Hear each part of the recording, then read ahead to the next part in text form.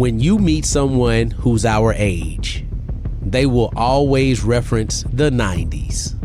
The stories about Freaknik, stories about block parties and house parties, stories about D-boys who were bigger than Nino Brown. You've heard those same stories for many years, but this is a story from the 90s that you've never heard. This is the story of Freaks of Nature.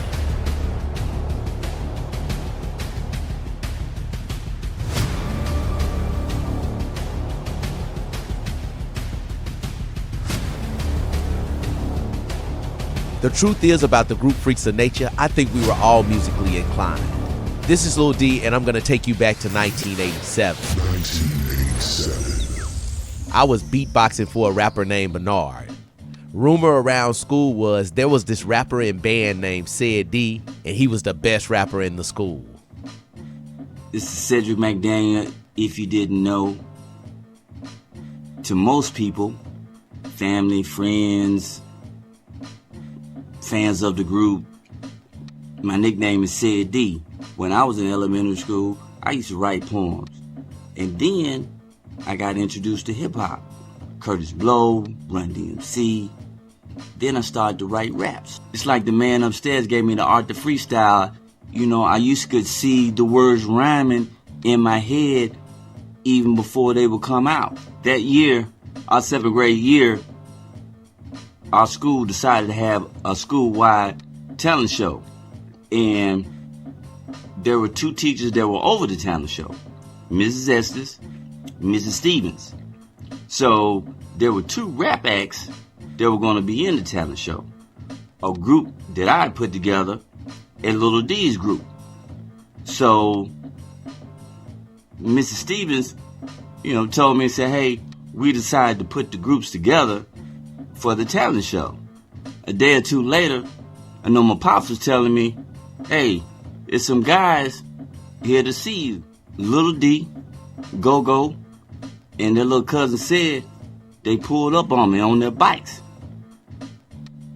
And it was like, hey, our teachers gave us a lowdown about the talent show, so what the big fuss about? They want us to combine groups, so Lil D was like, why should we combine with you? And they said, show us what you got. So I hit like a freestyle. After I done that, they was like, cool, let's link up. And we did the talent show. It was off the chain, it was lit. We've been friends ever since. And that was just the beginning. Let's fast forward to 1989. 1989. I changed schools and I met High C, the highly intelligent Caucasian, my man Shannon. I remember when I first met Little D, he had just moved to my high school, and we rode the same bus. And I was over there keeping to myself, had my headphones on, jamming to something, and D looked over and asked me what I was listening to. I guess he figured I was listening to country music or something like that. And I said, hip-hop. He's like, hip-hop? Were you listening to MC Hammer or something? And I was like, audio too. And he flipped out, like, no. And, it was crazy to him that this white dude in the middle of nowhere in Alabama liked audio too, MC Light, that kind of music. So I definitely didn't fit into the mold of the typical white teenager in the school that I went to and all that. He was definitely a creative. He had a little Casio sampler. And I tell you, we pushed that sampler to the limit. Since we were making music, I introduced him to Said D, and we started experimenting together as a group and created Freeverse in 1990. I got a good, watch this. I got a good, watch this. What? I got a good, watch this. I got a good, sit down and rest a while. Quit acting like a child, so hyped up, bully the pipe about music. The way I forget you on a few lyrics that needs to be dope when you hear it. It's basically want to, but I'm on my feet, thank you. So I try to kick a little down in your and then you fell out. Now what's your trip? Not him, what did you give it the ship? I guess it's the view. Butch Matthews of Fantasy Sounds Productions was hosting the biggest talent shows in Decatur at the Princess Theater. Headlining all of those talent shows was the BET Posse, headed up by D Fresh, DJ Dream, along with K-Love and Dream's nephew Shake. Now, D Fresh was Said D's neighbor. They lived on 7th Avenue. And he was also my brother Carlos's best friend.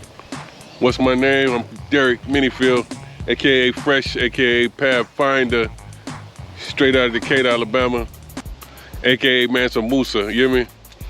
But as far as the group and how it formed, I met my boy K-Love, who was actually acquainted with Dream, a friend of Dream's, and we formed BET Posse. We got these white jackets with the black lettering.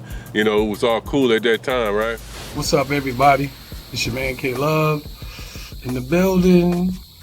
Back in April 17th of 87, you know, my brother came and got me to move to a small town in Alabama called Decatur.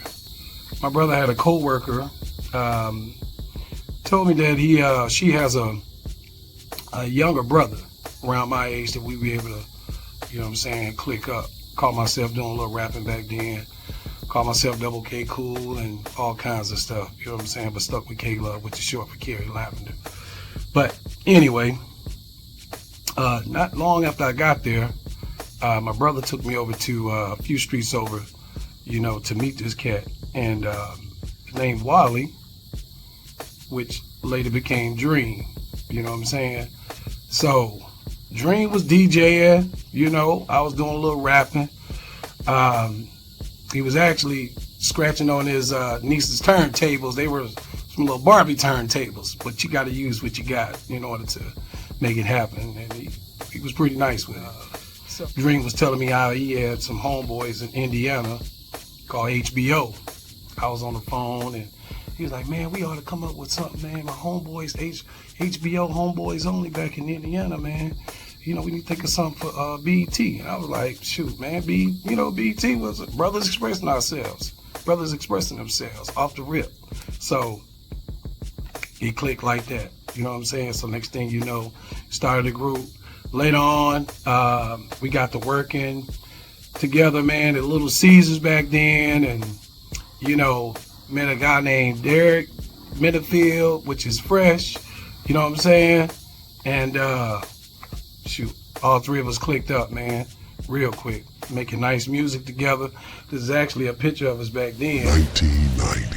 Said D met with D Fresh, who introduced us to the rest of the crew. Then both the groups started to work together. BET Posse's great vision and work ethic, along with the creativity of Freeverse, was a recipe for our first radio play. What's happening, baby? Look here. Back in the day, Freaks of Nature. Hunt them boys before they time. You understand? I took them to the street. You feel me? WHAF, downtown Rodney Brown. We did that, you understand? Hey, them boys, I listened to them, they were before their time, man. But they brought that funky beat to the street. You understand me? Yes, sir, our homeboys. Now, if they was here now, they'll go viral. Shortly after merging our crews together, we moved on from Fantasy Sound Productions and started producing our own shows under our own imprint, Third Eye Enterprises. BET Posse's in effect. BET is in effect. SA is in effect. Hey, yo, what's up? It's your boy DJ Dream, a.k.a. Wiley Nunn, for those who don't know me from the group Freaks of Nature. Originally from Anderson, Indiana. Moved down here back in the day, about in the 80s, you know, late 80s. Go to Alabama A&M, thought I was going to be a football star, but, you know, things didn't work out. Thank goodness. I ran into a lot of my friends that come to be lifelong friends. Me, D Fresh, and K-Love used to work at Little Caesars. I was a manager at Little Caesars, and they started working, and you know, they introduced me and said, "Man, we need to link up." And that's how I got in with D Fresh. 1991 and 1992 were very pivotal years in our music careers. Said D and High C went to college at Auburn, and members started to leave our crew. I think the only way that you can really be productive in this kind of industry is, you know, you have to be dedicated to it. You have to be willing to sacrifice a lot. And I had reached a point where I didn't feel like I could truly commit enough time to it, and it wasn't fair for me to hold Lil D and said back. You know, me, you know, I stepped off the scene, you know, selfishly, because when I met my wife, turned into a family man, and basically just kind of stepped off the rap scene. So we woke up one morning, BET Posse was down to 2 members, and Freeverse was down to 2 members. D Fresh and Dream stayed focused. Focus, focus, maintain your focus. Focus, focus, you got to keep your focus. Focus, focus, and maintain your focus. Focus, focus, you got to keep your focus. They started recording at a professional studio, Dizzy Sound Studio in Huntsville, with Dens. We met a cat named Dens, you know, Dens Robinson. I think we met him at the Black Arts Festival. You know, he had a studio called Dizzy Sound Productions, and they had some nice stuff coming out of there, man. We met Jada the Third, Ray Green, Wire Pliers, all them guys was from that camp, you know. There's a few more, so, you know, if I forgot somebody, you know, just blame it on my mind and not my heart. But, man, they had some really good things. And, you know, we were just so used to recording out of the back of my house and at Little D's. But we went in there, and this guy had a full-fledged studio. Around the same time, we decided to merge both groups. This brainchild came under the leadership of D Fresh. The whole concept came from my brain. You know, I'm just a vessel, though. God linked me up with that. And I said, okay, freaks of nature.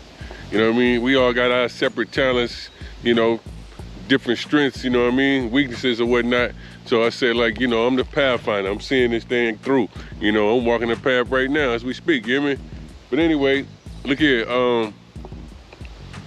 Some told me to come up with that spelling, FREKZANATCHA, yeah. So what happened was, I did that. Some came to me. I ain't never been the person to draw, nothing like that. But, you know, the creator gave that to me, made me draw out this this graphic of Freaks of Nature and how I should look at that time for sure. And then came up with the little spiral, you know, it's infinite, you know what I mean? 1996. 1996, we're working hard at Dizzy Sound Studio. We're building a bond with Dens, and he's helping us put together our first album, Freak Show. Me, D Fresh, and Dens went to the casino, you know, just to go kick it. On the way there, Dens gave me a wad of money, said, man, keep this, man. Don't give me the money no matter what. You know, D Fresh was like, man, don't do it. You know what I'm saying? I'm like, man, let me have it, man, cool. I go in there in casino, I'm at the table, and I'm hitting, you know. Rarely do I start striking in the beginning. Next thing you know, we ain't been in there 30, 45 minutes. Dens come up to me like, hey man, let me get that money. It's like, nah, man, you told me not to give you the money. And I'm steady playing. He's like, hey man, give me the money, man. No, for real, give me the money. I'm gonna get hot. No, man, I ain't gonna, you told me don't give you the money. Man, give me that money, man. Give me my money. Man, people was looking at us, man. I was like, man, I'm about to choke him out. I'm gonna have to choke Dens out. And I just threw the money on top and said, man, go on, take the money, you know. Next thing you know, man, a couple of hours later, you know, he coming to us, man, y'all ready to go? He done blew it, you know what I mean? So I'm just like, man, I wasn't even talking to him. I get in the car, D Fresh, he kind of laughing at us. He laughing at us, man, and I'm just like, man, you know, it's car quiet, and all of a sudden you hear Dens, man, I told you not to give me that money. Man, I wanted to pull that car over. But I tell y'all that story, man, just to tell you how close we got, man, because anybody that know me, man, know what, I wanted to choke him out. And for me not to choke him out, man, I had to love him. Putting this project together was not easy. It incorporated a lot of people, and we spent a lot of late nights at Dizzy Sound Studio. Me and D Fresh, you know, and Lil D said, D, we camped out over there, man, and just met a lot of people, you know, anybody liable to cut up through there, man. Jeffrey, you know, he was down with Frankie Beverly and Maze. We ran into Marcus, had a dope album, man. Y'all got to check him out.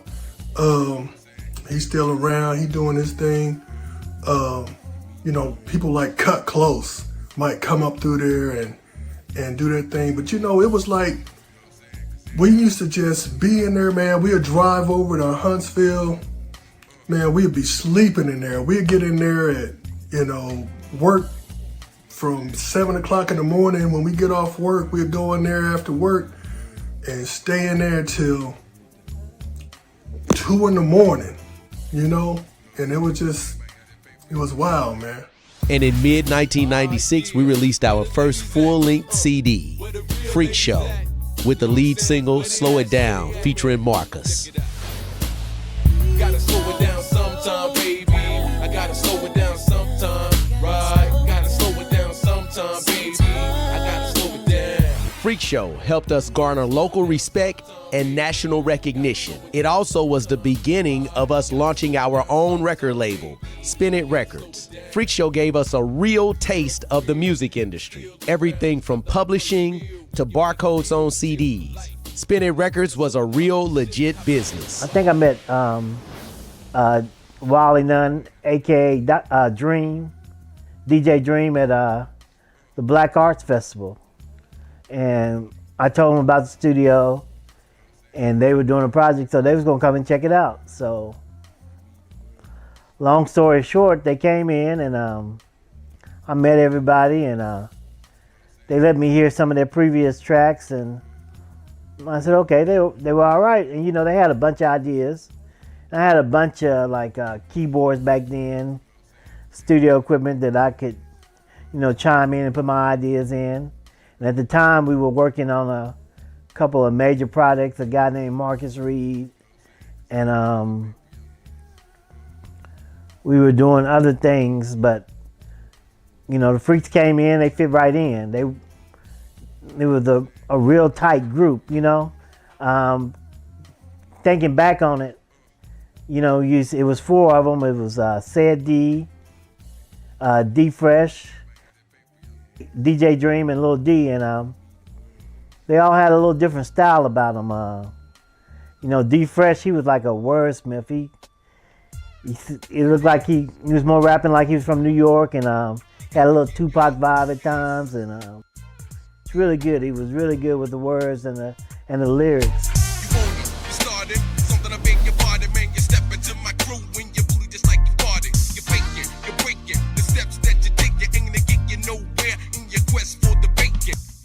And I say Dream, DJ Dream, he was more of a West Coast style rapper, you know. I listened back at a lot of his stuff, and you know, like Hit a Curb, you know, the way he would come out and rap on a lot of stuff, it gave me a West Coast vibe.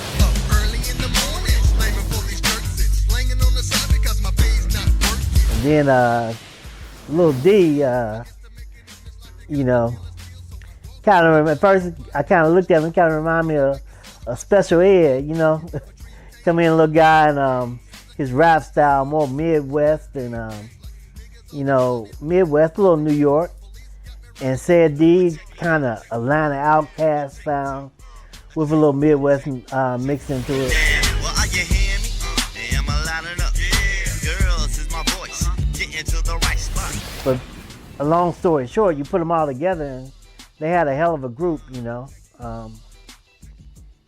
We did about 10 or 12 songs, and everything turned out pretty good. I go back in the studio, and I remember they had a song called Undercover DT about, you know, running into the undercover detective.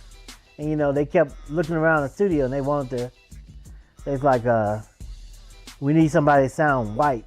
And I looked around, I was down on the mixing board, and I looked up, and, you know, everybody was looking at me like, hey, why don't you go in there and do it? I'm like, you know, I didn't know I sounded white, but I guess I fit the bill what they wanted, you know. So I portrayed a lawyer on that song. And I had my boy Jeffrey Smith, Jeffrey L, that was working on my project with Marcus. And on that song, he added a lot of little stuff, but he did a killer bass line on that song. Freak Show, Freaks of Nature, that album came about from a combination of, you know, drive, determination, accumulation of songs over the years We had people come through that contributed to the album, and we didn't know anybody, but studio was popping at the time. We named the album Freak Show because we had that song. I had that song called Freak Show on the album, and it just felt right, you know, the group Freaks in Nature, and that's how it popped off, you know, and it was welcome. The hood welcomed it. You know, we was kind of like the first in that area to put it out like that, and you know, we get a lot of respect for that. You know, a lot of people looked up to us for that, you know, and that wasn't what I was looking for. I just had a drive and determination to do what I did, you know, and I felt at that time I needed the crew around me, and I love them for it, you know what I mean, and, you know, everybody blossomed and bloomed from that situation, you know what I mean? Just looking back, we kind of became a little family. You know, Lil D is the kind of person, I had a few people in my studio that, you know, I trusted. You know, I had Jonas and I had Ray Green. They would always come in and observe and soak in information, and kind of like Lil D was like that. Because I never knew, you know, he was paying attention. Before I knew it, hell, he knew how to operate everything in the studio. And so I think he eventually had a key to the studio. I would let him come in and work when he wanted to. There's a person who, if you know the group, everybody knows. It's E, Eric Stovall. E is Lil D's first cousin, and E is my cousin too on his father's side. You know, we all grew up together. And E used to write raps too. When Lil D, Shannon, and I decided to form the group Freeverse, E sacrificed his rap career and joined us to help us in anything we needed. E always done that in Freeverse and eventually in Freaks in Nature. When Shannon convinced me to go to Auburn, E was going to have a daughter. When E finished his service and returned home, we decided to combine the groups and start a new group, Freaks in Nature. Freaks of Nature was a group that was accepted in the entire United States by all rappers, east, west, north, south, northeast, whatever. They could go anywhere. That was back when the rappers were in turmoil with each other, feuding, killing each other. But the Freaks of Nature could go out to California. They didn't have a problem. They went to New York. They did not have a problem. They were from the South. They didn't have a problem. So it was a blessing and a, you know, attribute for them to be able to go anywhere without any problem. 1997. After the small taste of success from the Freak Show release, collectively we wanted more. We found an office space in downtown Decatur and built it out for Spin It Records. We invested in studio equipment and created Storm Shelter Studio. I had an opportunity to meet Daryl Jones, who had been in the singing industry and had sang for 10 years. And he got out of the industry when Suge Knight tried to force him to sign a contract. I wanted him to meet the Freaks of Nature. So he wanted to meet them when I informed him about them and told him about their talent. So we left the house and went to the studio. Now the Freaks of Nature had their own studio. They recorded their own music. They didn't have to pay anybody to do any of that. Plus, other people paid them to do their music. But when we got to the studio, Daryl wanted to hear some of their music. And they got a particular CD and put it on. It didn't play very long, and he said, cut it off. Cut it off. And we were all confused, like, well, you didn't even let it play long enough. And the first thing he did, he looked at me and he said, these fellas are not amateurs. They are professional, from what I just heard. Around this time, Sid D came up with the idea that we should do a dance record. We had never touched that genre of music. I created the beat, D Fresh did the intro, Sid D did the hook, and What's Up Girl came alive.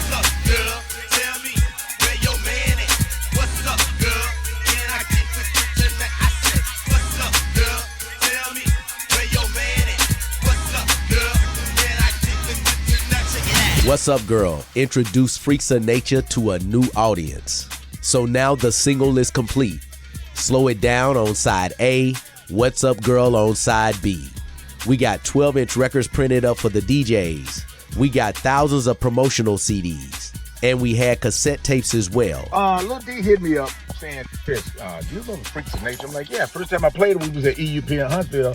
I was trying to figure out why weren't we playing these guys a lot? And so, you know, I fell in love with them, man. Still falling in love with them, man. Congratulations on so many years of doing great music. Great program directors like Chris Coleman helped solidify our brand in other markets by giving us radio play. My son Derek was invited to be, well, actually, Daryl Jones sent him to a symposium in Nashville with a panel to give a presentation on his group and what they did. But after this symposium, this one person approached him and wanted to talk to him because Derek Green, Lil D, impressed him. And his name was Jay King. And if you know, Jay King was the lead singer of Club Nouveau. Yes, Jay King, Grammy-nominated singer, songwriter, musician, record producer, record label executive, and music manager. Jay King was interested in a rap group from Decatur, Alabama called Freaks of Nature. You know, working with Jay King, one cool thing that I witnessed to just let me see the size of what Jay King is doing. Man, we was on the elevator and I actually witnessed him get a phone call from Puff asking to use one of the songs that later on R. Kelly and Puff did together. That right there, man, tripped me out. I knew the size of what we were looking at, and that was the first time that I really seen up close what our life could look like. Jay had just brokered a deal with Lightyear WEA, the parent company for Warner Music Group. Jay had built up a great reputation for helping independent labels secure press and distribution deals with groups like Rodney O and Joe Cooley, the 69 Boys, Domino, and Mac Mall. With Jay King, we were very stern about keeping our creative control. Jay had never worked with a group from down south, so this was a new venture for him as well. And the minute the paperwork was cleared from our attorney, we signed. We signed a press and distribution deal with Lightyear Warner, which the label would press up our product and distribute it to stores while we handled all of the finance for our marketing. And being that we did not know much about marketing, Jay hired a world-renowned publicist, Angelo Ellaby from Double X Exposure in New York City. 1999. We felt like 99 was our year. With groups like Outkast, Juvenile, and Master P, the South was finally getting its recognition in the hip-hop game. And we also were booked for a promo run of New York City. It was just one of those things where, you know, he hooked us up going to the Apollo. You know, we doing interviews every day, photo shoots. I mean, the whole nine, man. This guy is you know, he was on point. With Jay, we hit the ground running. He immediately put us together with Mac Mall. Flew Mac Mall into Decatur to record with us. And within a month, Mac Mall did a national release on his Millennium compilation CD featuring the raunchy down south vibe, Something from Freaks of Nature. I like to kick it in the club where the chassis dance naked. In a Mac fashion, sucker show, do hate it. But so just recognize that I'm nothing to play with. Mac Mall and Freaks of Nature, keep it triple X rated. Let me see what you're working with. Got a V12 kid, can you give me long shits and tell me, do you use your lips? Let me see your pierce tongue, navel ring and tattoos. Now you're in a real Mac, no longer play with square fools. Got a dream you can buy 99 Superfly, now I'm much sharper. Ask your baby mama, but she can't talk now. She's in a telly getting wild with my folks from out of town, straight putting it down. We gotta fuck some. Something featuring Mac Mall was Freaks of Nature's first national release. And our relationship continued to blossom with Mac Mall as we traveled together on our promo tour to New York City. And yes, those are pictures of us performing live at the world-famous Apollo Theater in Harlem. Meanwhile, we set a release date on our new album, and my father and our manager, Ed Green, was looking for investors for our project. And we never stopped recording.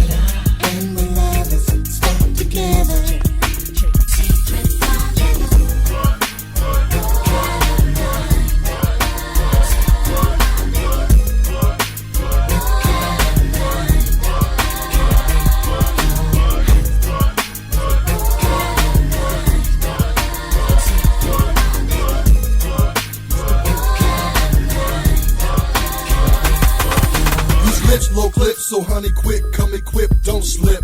Out of town trips and rented whips. Yo, let me tell you your destiny. When you're next to me, it's still champagne and ecstasy. Plus the sesame, cooking up the recipes. I tagging in Greek cuisines. Rolling up a limo, holding 3 G's for shopping sprees. Making love and luxury. Everything deluxe for me. Shouldn't be no reluctancy. Want to crush it up with me. But keep it hush hush with me. Don't want no one to question me. Your boy the bust of me. This ain't love, this lust for me. You need it, shoulders to cry on. What you rely on. I got my buy on. To Cali, I'm long gone. Get this money, Miss Armani, Miss Tennis Bracelet. I hate it with J Kid, cause we gon' represent the freaks like we supposed to. Freaks in nature down with Club Nouveau. And just like that, we had a song with Club Nouveau. And Jay didn't stop there. He kept applying pressure. For me to record a song with Club Nouveau, you know, man, that was just boom. It just blew my mind. Wow, you know, it's this close. And then we brought all of that good energy back to Decatur and did our record signing party at Kerry Matthews Center with special guests, Lil Jon and the East Side Boys. If Decatur's in the house, say, bend over and touch your toes. Bend over. This period in time was complete Freaks of Nature mania. Articles in magazines, sponsorships from Miyoshi Clothing and Royal Blunts, performances, and a studio that stayed booked. This magazine that I'm holding up right now is a West Coast magazine called Murder Dog, and it's a famous magazine for rappers. And back in the day, the Freaks of Nature had an article in 2 of these magazines. The first one was just a verbal interview, but the second one, they actually took pictures and did almost a full-page interview on the Freaks of Nature from Decatur, Alabama. And in this magazine, it lists the best of 2001. And the Freaks of Nature were listed in that category, the best of 2001, with the likes of David Banner, Petey Pablo, Juvenile. You had Snoop Dogg in here. You had, Lil Jon and the East Side Boys. All of these people were listed as the best of 2001 as far as rap groups. And you even had Bubba Sparks in there. He was a white rapper. And so the Freaks of Nature are recorded in this book in rap history. While all sounded and looked good, we had one problem. We had not secured the bag. Our investor gave us an IOU, but never came through with the funds.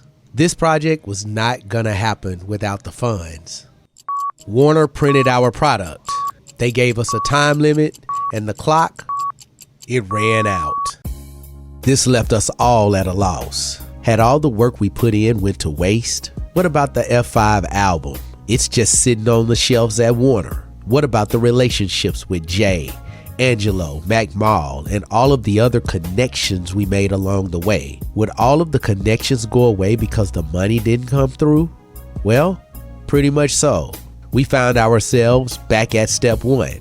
Our only saving grace was the fact that we've never stopped recording. We had artists signed to Spin It Records, so we took a holistic approach on putting together a new project.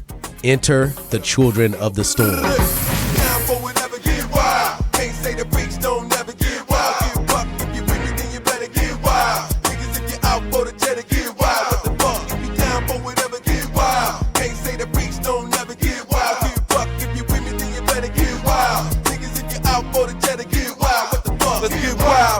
Drunk, let's get those, smoke like tobacco roll. We bought it, we got it sold. From the deck to the real, we slaying like Sugar Hill. Them rappers ain't for real, we running, know what the deal. The fools ain't holding still, the crew can't pay your bills. The truth is, we shoot triggers for thrills. You ain't heard about me, deep to the path. I'm holding 4x4 figures, do your math. They get wild. At this point, we had been professional artists for over 10 years. And personally, the Children of the Storm project reassured me that we could still perform at a high level. The Children of the Storm included Lily, Javon, the Bilderbergs Luke and Tomoke, GB3 and Shoutmain, Pac-Man and Don C's. As you see, we started with a video to Get Wild. DJs were moving from vinyl to CDs, but we printed up a small amount of 12-inch records and a lot more promotional CDs this time. Another great promotional tool that we used was the fact that E worked at a TV station and he was able to create a TV show called The Mix Show. On the spot news, got the 69 boys. They came through the deck, represent, holla at your boys. You know what I'm saying? They over here doing the autograph type. Check it out, you know what I'm saying? Welcome back to The Mix Show, the live show in the AL, where you get the exclusive interviews and hot videos every time. And in late 2000, we released The Freaks of Nature featuring Children of the Storm, a forecast for total destruction CD.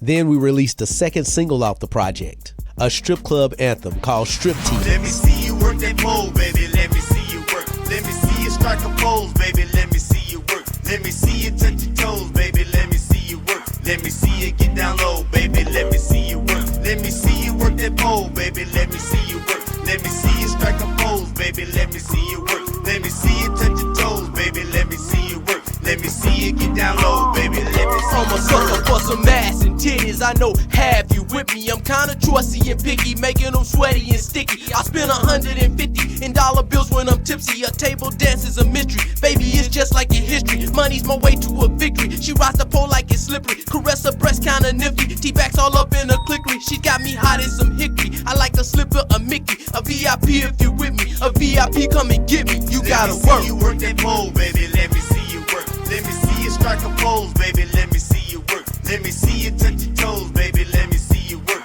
Let me see you get down low, baby. Let me see you work. Let me see you work that pole, baby. Let me see you work. Let me see you strike a pose, baby. Let me see you work. Let me see you touch your toes, baby. Let me see you work. Let me see you get down low, baby. Let me see you work.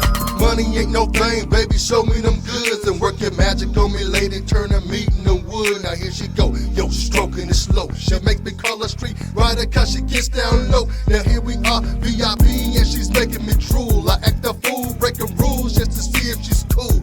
She's cool cause I see that little look in her eye. It's alright, get them high, let me look inside. Now let's ride. I used to DJ at this club called The Volcano. And just the main DJ or whatever you say. But some nights we had this cat come in, kind of quiet dude. They come in from, I thought Huntsville, later learned it was Decatur. A little tall slim cat named Sid D. Now the song Striptease / Dedicated was, it had a real classic sample to it, so it was a real smooth kind of thing. And it was always just kind of a little jazzed out, a little joint.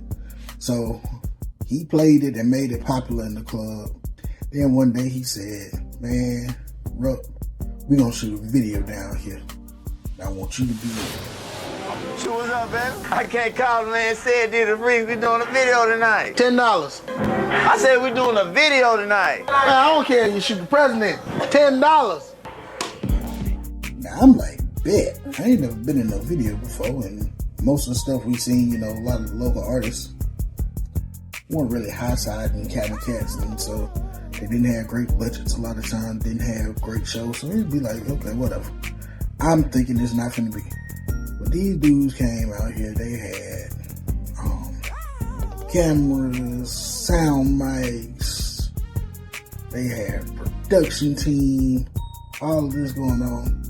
And they had this one interesting little cat that walked in and looked me dead in my face and said, "Hey man, where's the dressing room?" I looked like, this is a strip club. Dressing room for the girls. I use the bathroom over there. That was my introduction to Lil D. Even with the success of the Children of the Storm project, we stayed hungry. I stayed in the studio, and Sid D stayed making connections. And then one day, Sid D brought David Banner to the studio. The initial idea was to record a song for our next project. But after the success of Mississippi the Album, when David Banner got ready to record his second album, Mississippi the Album 2, he was looking for songs. And he chose the song that he recorded with Freaks of Nature, called Mama's House. One of the most phenomenal feats of all time. Freaks of Nature, Alabama, Mississippi. David Banner, ho, let's take that shit to his mama house. His mama house, let's take that shit to his mama house. His mama house, pull that bitch out in the yard, stab that hoe in the face. Pull that bitch out in the yard, stab that hoe in the face. Let's take that shit to his mama house. His mama house, let's take that shit to his mama house. His mama house, pull that bitch out in the yard, stab that hoe in the face. Pull that bitch out in the yard, stab that hoe in the face. After the David Banner song, we all drifted our separate ways. I'm not sure exactly what happened. Maybe we were still feeling the effects of the investor/plug that ran off on us. Or maybe Freaks of Nature had just run its course. Or maybe we just all needed to move on with our lives. No matter what the situation was, I'll just say that you guys inspire me. I have now been in the music business over 25 years. And no one, and I mean no one, has pushed me to be great the way that D Fresh pushed me to be great. No one has come up with great ideas the way that DJ Dream brings ideas to the table. I've met some smart people in the business, but no one as smart as Sid D. And no one has shown me that they had the knack of creativity the way that my cousin E does. Man, I love you guys. We made some great memories together. I've had other people who inspire me as well. Dens inspire me. Thank you, Dens. J. Ben and Ray Green. Marcus, Connie Jackson, Ron White, Philip March, and Jay King all inspire me. Thank you very much for your contributions to the people around you. And remember, the F5 album was never released. That means this story is not over.